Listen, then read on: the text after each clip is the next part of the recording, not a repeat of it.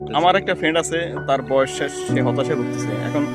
সে মনে করতেছে চাকরি বয়স শেষ, চাকরি না হইলে এদের দুনিয়াটা জীবন শেষ। তো সেক্ষেত্রে তার উদ্দেশ্যে কিছু বলেন? না না, এটা সে বুঝে না যে সে দুনিয়া এবং আখরাত দুটোটা বুঝে না।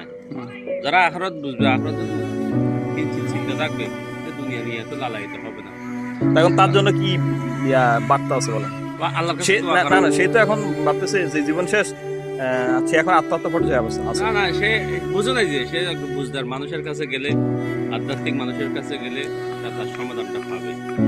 সে একজন আধ্যাত্মিক রাহবত ধরতে বলেন, আর ইনশাল্লাহ আত্মহত্যা করতে হবে না। সে 5 ওয়াক্ত নামাজ পড়বে, আল্লাহর কাছে রুজি রোজগার চাইবে, তাহাজ্জুদ করবে। তাহাজ্জুদটা পড়লে আল্লাহ পাক সুবহানাহু ব্যবস্থা করে দিবে। অল্প তুষ্টিতে শান্তি মিলতে হবে।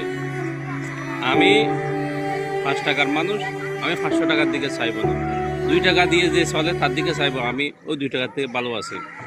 কিসের চাকরি?